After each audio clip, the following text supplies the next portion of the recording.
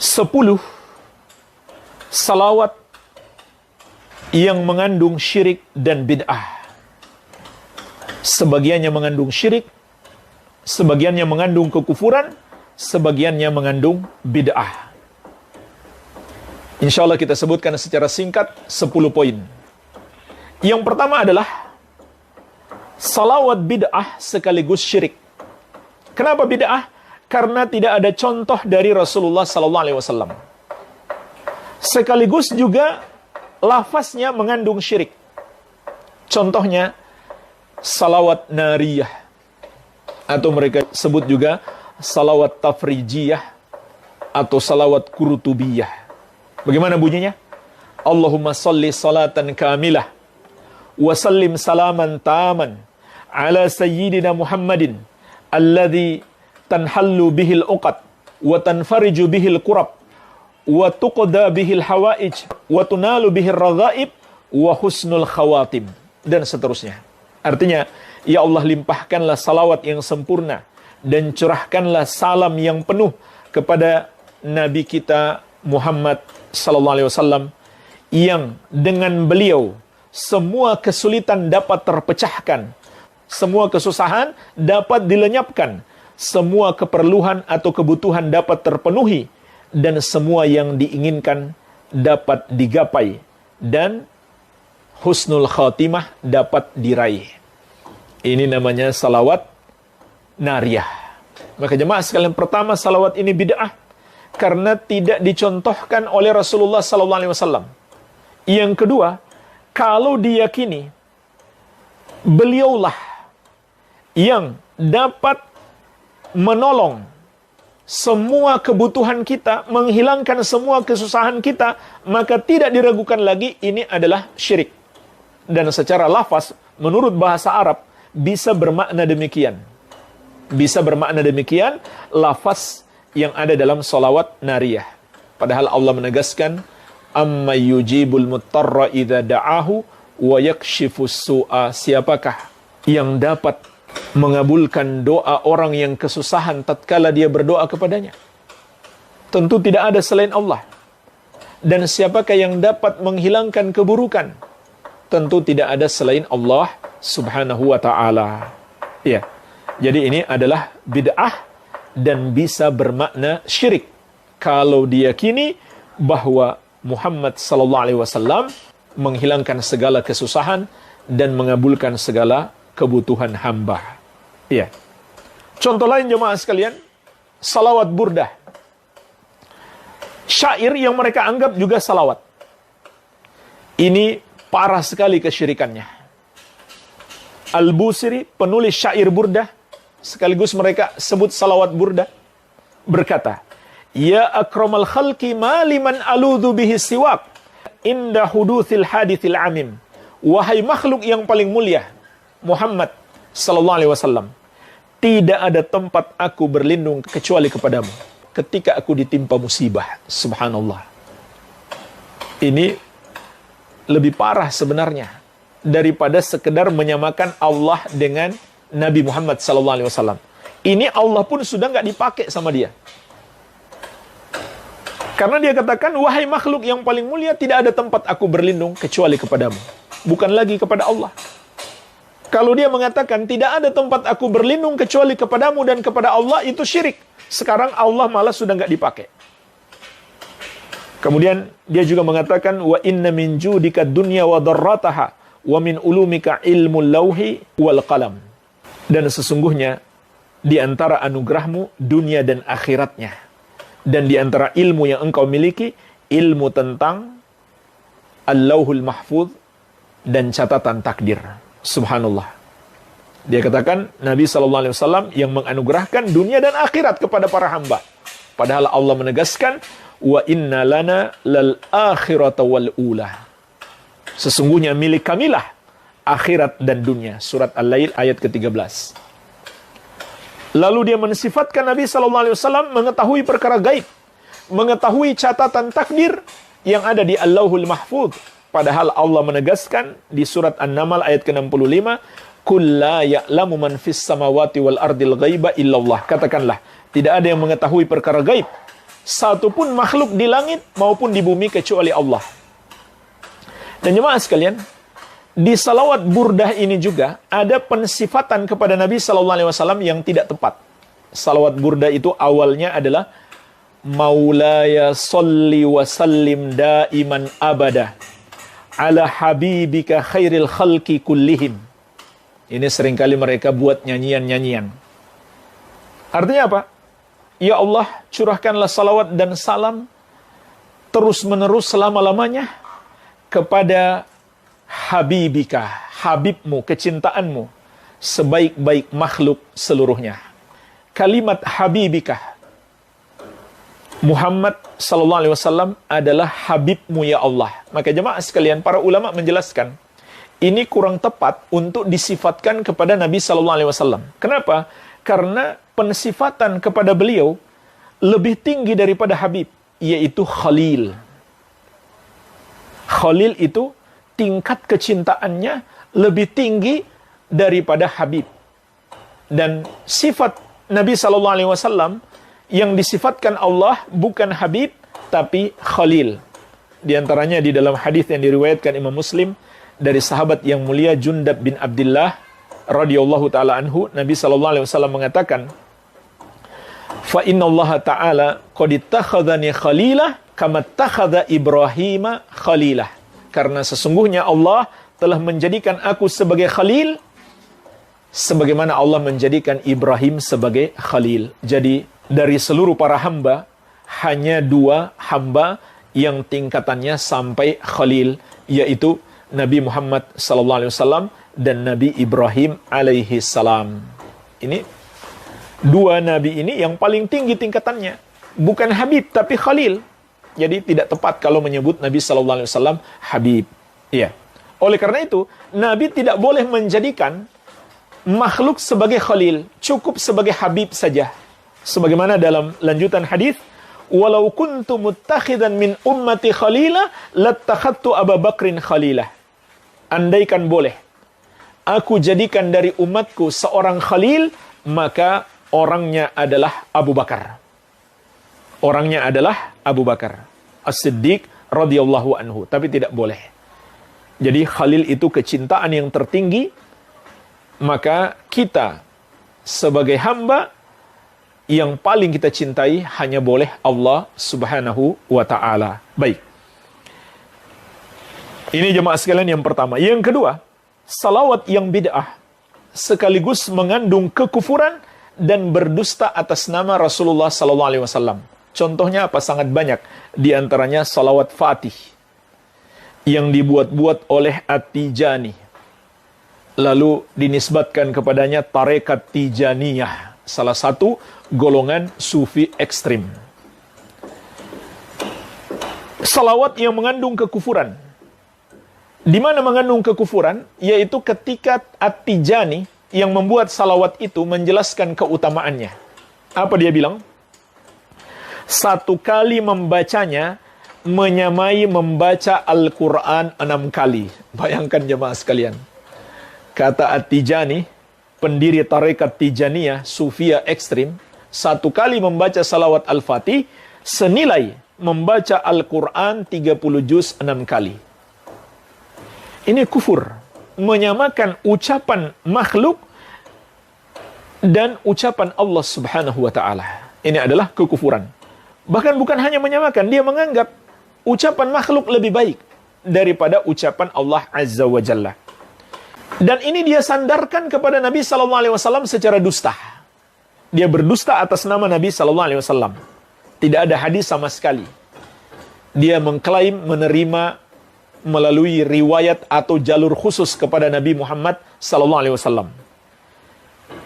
Dia berkata, kemudian beliau SAW mengabarkan kepadaku untuk kedua kalinya bahwa 1 kali membacanya menyamai setiap tasbih yang terdapat di alam ini, dari setiap zikir, dari setiap doa yang kecil maupun besar, dan dari Al-Quran 6.000 kali. Na'udzubillah. Salawat Fatih dia katakan, Nabi Muhammad SAW mengabarkan kepadaku pada akhirnya menjadi lebih afdal dari Al-Quran sebanyak 6.000 kali. Ini kan khayalan. dan kedustaan atas nama Nabi Muhammad sallallahu alaihi wasallam. Dan kekufuran, bagaimana bisa ucapan kita bersalawat kepada Nabi sallallahu alaihi wasallam lebih baik daripada Al-Qur'an kalamullahi azza wa jalla. Ini jelas kekufuran dan kedustaan atas nama Nabi Muhammad sallallahu alaihi wasallam, karena dia klaim itu hadis Nabi sallallahu alaihi wasallam, padahal tidak ada satupun sanad yang sahih, bahkan yang dhaif sekalipun tidak ada. Iya. Dan Nabi sallallahu alaihi wasallam telah mengingatkan kita, "Man kadzaba alayya muta'ammidan falyatabawwa maq'adahu minan nar." Barang siapa berdusta atas namaku dengan sengaja, siapkan tempat duduknya di neraka. Kemudian yang ketiga, salawat yang mengandung tawassul yang bid'ah. Salawat yang mengandung tawassul yang bid'ah. Contohnya gimana? Salawat Badar. Salatullah salamullah ala toha rasulillah. Salatullah salamullah ala Yasin habibillah. Perhatikan jemaah sekalian, Toha dan Yasin mereka anggap juga nama Nabi Muhammad SAW, padahal tidak ada dalil sahih. Tidak ada dalil sahih yang kami ketahui tentang Toha dan Yasin sebagai nama bagi Nabi Muhammad SAW. Juga di sini sama dengan salawat Burdah tadi, mensifatkan Nabi SAW dengan Habib, Habibullah. Ini tidak tepat, harusnya Khalilullah. Kemudian lanjutannya, tawassalna bi bismillah wa bil hadi rasulillah. Perhatikan, ini dua kalimat. Yang pertama betul, yang kedua bid'ah. Tawassalna bi bismillah. Kami bertawassul dengan menyebut nama Allah. Ini betul. Yang kedua, wa bil hadi rasulillah. Kami bertawassul dengan al-hadi, yaitu Muhammad Rasulillahi sallallahu alaihi wasallam. Ini adalah tawassul yang bid'ah, tidak diajarkan oleh Nabi sallallahu alaihi wasallam. Bahkan wa kulli mujahidin lillah bi ahlil badri ya Allah. Kita bertawassul juga dengan setiap mujahid di jalan Allah, yaitu ahlil badar, para sahabat peserta perang Badar. Jadi dia bertawassul dengan Nabi sallallahu alaihi wasallam dan para sahabat. Ini tawassul yang bid'ah, tidak ada contohnya dari Nabi sallallahu alaihi wasallam. Iya. Begitu pula dalam salawat burdah tadi ada lafaz di dalamnya. Ya, salawat burdah itu panjang. Nah, di antara lafaznya adalah Ya Rabbi bil Mustafa ballik maqasidana. Wahai Rabb, dengan Al-Mustafa, yaitu dengan Nabi sallallahu alaihi wasallam, sampaikan kami kepada maksud-maksud kami. Jadi bertawassul dengan Al-Mustafa Nabi sallallahu alaihi wasallam. Ini pertama salawat yang bid'ah, tidak ada contoh dari Nabi sallallahu alaihi wasallam. Yang kedua juga tawassul yang bid'ah karena tidak ada contoh dari Nabi sallallahu alaihi wasallam, dan beliau mengingatkan, man amila amalan laisa alaihi amruna fahuwa raddun. Siapa yang melakukan satu amalan tidak ada padanya petunjuk dari kami, amalan tersebut tertolak. Kemudian yang keempat, termasuk bid'ah dalam salawat adalah menentukan jumlah khusus yang tidak ditentukan oleh Nabi sallallahu alaihi wasallam. Betul, kita dianjurkan memperbanyak salawat, tapi jangan kita batasi jumlah khusus. Misalkan 100 kali, 1000 kali. Dan termasuk salawat nariyah, mereka anjurkan dibaca 4444 kali. Jadi menghitungnya saja saya rasa susah sekali, dan syariat tidak ada yang menyusahkan kita. Ini menurut mereka ada anjuran membaca salawat nariyah yang kita sebutkan di awal tadi sebanyak 4444 kali. Dari mana ketentuan jumlah itu? Mereka buat-buat sendiri. Maka itu adalah termasuk bid'ah, mengada-ada di dalam agama. Tidak ada contoh dari Nabi SAW, dan beliau telah mengingatkan, kullu bid'atin dhalalah. Setiap bid'ah itu sesat. Wa kullu dhalalatin finnar. Setiap yang sesat tempatnya di neraka. Tapi mereka mentakwil-takwil hadis ini. Hadis yang sudah jelas, semua bid'ah itu sesat, tapi mereka takwil-takwil lagi sampai akhirnya jadi ada bid'ah hasanah. Subhanallah. Kemudian yang kelima, meyakini keutamaan khusus. Meyakini keutamaan khusus. Seperti jamaah sekalian, mereka yakini membaca salawat nariyah tadi sebanyak 4444 kali, maka semua permintaan akan dikabulkan. Dari mana keutamaan khusus seperti ini? Mereka buat-buat sendiri, tidak ada dalilnya. maka meyakini ada keutamaan khusus tanpa ada dalilnya, ini adalah termasuk keyakinan yang bid'ah. Begitu pula salawat Fatih tadi, itu keutamaannya sangat banyak menurut mereka. Terbebas dari berbagai macam kesulitan di dunia dan di akhirat, dibaca ribuan kali dan seterusnya. Ya, ada jumlah-jumlah khusus dengan keutamaan-keutamaan khusus. Dan keutamaan-keutamaan khusus itu pun dengan jumlah-jumlah khusus, seperti mereka mengatakan membaca salawat Al-Fatih 100 kali pada malam Jumat, maka dosa selama 400 tahun terhapus. Intinya mengada-ada dalam agama, keyakinan-keyakinan yang batil yang tidak berdasarkan dalil. Yang keenam, menentukan waktu khusus tanpa ditentukan oleh dalil.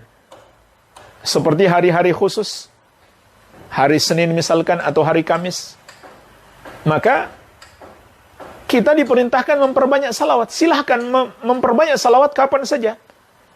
Tidak boleh kita mengatakan kalau masuk hari Senin misalkan kita perbanyak salawat. Tidak. Kapan saja kita perbanyak salawat. Tapi kalau kita katakan jika masuk hari Jumat kita perbanyak salawat, boleh. Kenapa? Ada dalilnya. Karena ada dalilnya. Sedangkan hari Senin atau Kamis dan lain-lain tidak ada dalilnya. Yang ketujuh, menentukan tempat khusus tanpa dalil. Jadi ada tempat-tempat khusus yang kita sebutkan tadi dianjurkan dalam dalil.